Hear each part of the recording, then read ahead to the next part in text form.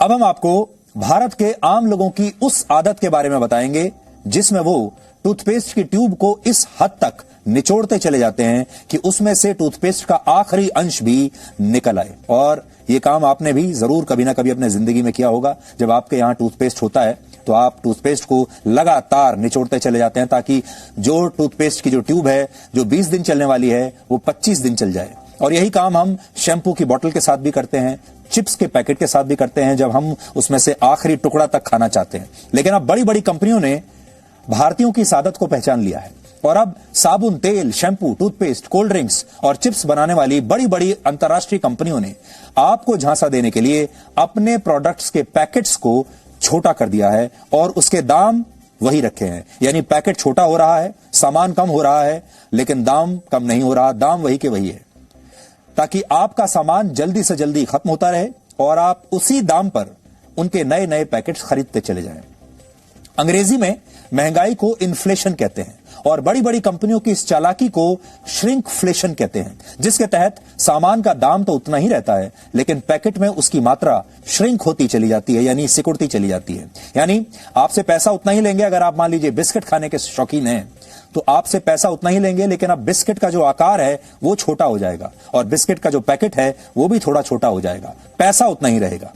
अगर आप श्रिंकफ्लेशन के सिद्धांत को अब तक नहीं समझते तो आपको और सरल तरीके से आज हम समझाने की कोशिश करते हैं, क्योंकि ये धोखेबाजी असल में आप ही के साथ हो रही है।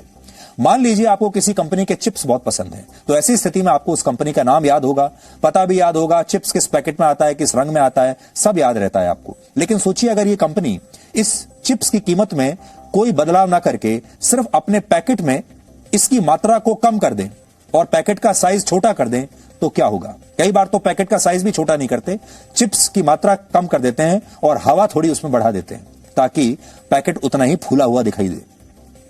क्या आप इस बदलाव को कभी नोटिस करते हैं?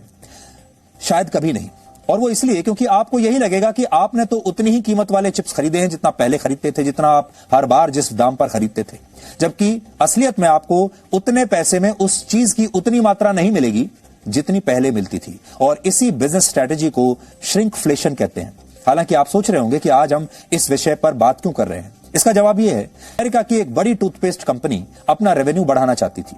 कंपनी का लक्ष्य था कि अगले 1 महीने में उसके टूथपेस्ट की बिक्री दुगनी हो जाए। तो इसके लिए इस कंपनी ने कुछ ऐसा किया जिसके बारे में आप शायद कल्पना भी नहीं कर सकते। इस कंपनी ने अपने टूथपेस्ट की ट्यूब का जो ऊपर का होल होता है जहां से आप ट्यूब निकालते हैं, उस होल को बड़ा कर दिया और इस ट्यूब की कीमत में कोई बदलाव नहीं किया, पहले के बराबर ही है, मात्रा भी उतनी ही है और पैसा भी उतना ही है। इससे हुआ यह कि ज्यादा बड़ा होल होने से इस ट्यूब में से एक बार में इतना टूथपेस्ट निकलने लगा जितना पुराने होल से 3 बार में निकलता था। यानी पहले एक परिवार में जो ट्यूब 28 दिन तक चलती थी, अब वो 12 से 14 दिन में ही खत्म होने लगी, क्योंकि उन्होंने उसका होल बड़ा कर दिया। अब उसमें पहले से ज्यादा टूथपेस्ट निकलता है और इस तरह कंपनी के ग्राहक तो नहीं बढ़े लेकिन बिक्री बढ़ गई और उसकी जो आमदनी है यानी रेवेन्यू वो भी बढ़ा, क्योंकि अब उसकी जो टूथपेस्ट की जो ट्यूब्स हैं वो और कहीं ज्यादा मात्रा में बिकने लगी।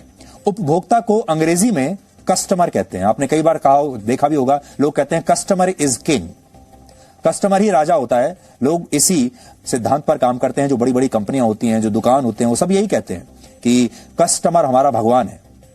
लेकिन बड़ी बड़ी कंपनियों के लिए कस्टमर का अर्थ होता है ऐसा व्यक्ति जो अपने कष्ट से मरता रहे और उसे अपने कष्ट का इलाज उसी कंपनी के प्रोडक्ट में नजर आए। यानी आपका कष्ट ही आपको इन कंपनियों का कस्टमर बनाता है। तो आज डेफिनेशन आपके सामने रखी है, इसलिए बचकर रहिएगा और यह मत सोचिएगा कि आप कस्टमर हैं। अब से यह सोचिएगा कि आप कष्ट से मर रहे हैं इन कंपनियों की वजह से।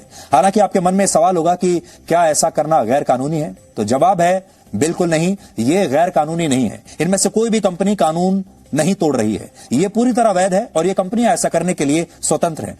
इसलिए इसका एक ही समाधान है, वो ये कि आपको जागरूक होना होगा और देखना होगा कि आपको उसी कीमत में उतना सामान मिल रहा है जितना पहले मिलता था।